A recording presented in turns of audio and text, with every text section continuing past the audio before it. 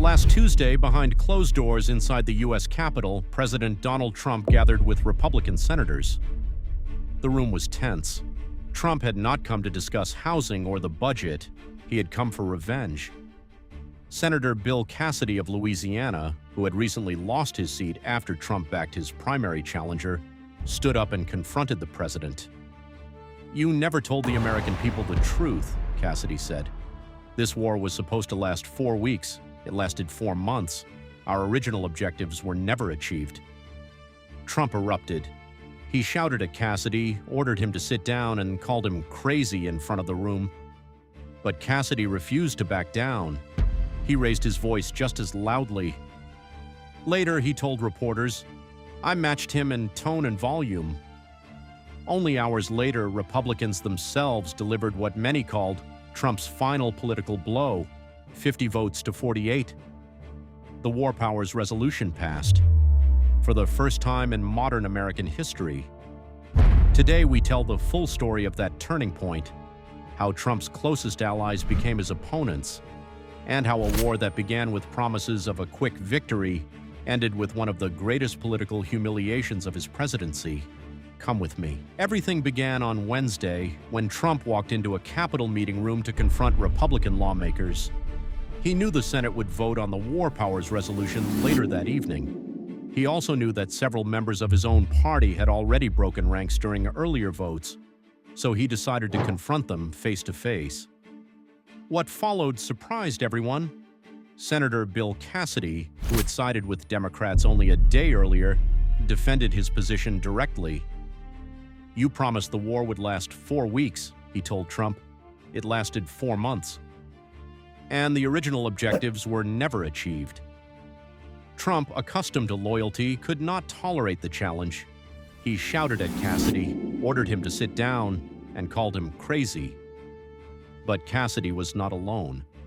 Senator Rand Paul, who had supported previous resolutions, chose this time to vote present instead of yes. He explained, "I'm giving the president room to negotiate a lasting peace." Hours after the confrontation, Cassidy received a call from the White House. Vice President J.D. Vance and Special Envoy Steve Witkoff reportedly provided him with a detailed briefing on the war. Afterward, Cassidy changed his position. But by then, history had already been made. The resolution had passed, 50 to 48, with Republican votes. During the historic June 23rd vote, 4 Republicans broke with President Trump. Bill Cassidy of Louisiana, the senator who confronted Trump directly.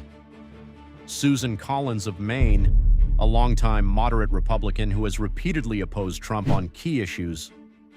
Lisa Murkowski of Alaska, another frequent Republican dissenter. Rand Paul of Kentucky, who chose to vote present, saying he wanted to preserve room for diplomacy. As Senate Majority Leader John Thune acknowledged, this marked the first successful congressional challenge to Trump's war since the conflict began. Ironically, Cassidy later voted against the measure after receiving the White House briefing. But the resolution had already secured enough support. The result could not be reversed. MSNBC's The Beat with Ari Melber described the vote as a major political humiliation, a historic and embarrassing precedent for the presidency. Why? First, it marked the first time in modern history that an American president lost a direct congressional vote limiting his wartime authority. Second, the resolution succeeded only because Republicans crossed party lines. 4 members of Trump's own party sided with Democrats, exposing serious cracks inside the Republican coalition. Third, it reflected growing electoral anxiety. Republican lawmakers feared voters far more than they feared Trump. Inflation had surged, fuel prices had reached record highs, and the war had become increasingly unpopular. As Senator Tim Kaine said, "This war changed everything. 13 Americans have been killed. More than $50 billion have been spent. And Americans continue paying more every time they fill their gas tanks." Trump reacted exactly as many expected. Shortly after the vote, he posted on Truth Social, 4 loser Republicans voted with the Democrats. "Iran asked my people what this means. They made my job harder. but I'll get it done one way or another. Because I always do. He dismissed the resolution as poorly timed and meaningless. He even accused the Senate of providing aid and comfort to the enemy. The White House insisted the vote carried no legal effect. Officials argued that concurrent resolutions never reach the president's desk and therefore cannot become binding law. They also noted that 2 Republican senators, Mitch McConnell and Dave McCormick, were absent during the vote. But whether symbolic or not, the message was unmistakable. Congress was no longer willing to give the president a blank check for war. Let's summarize this extraordinary political moment. Trump confronted angry Republicans behind closed doors, shouting at Bill Cassidy and calling him crazy. 4 Republicans broke ranks and joined Democrats to pass the War Powers Resolution for the first time in modern history. The resolution may be symbolic, but its political impact is enormous. For a president accustomed to unquestioned loyalty, it represented a public rebuke.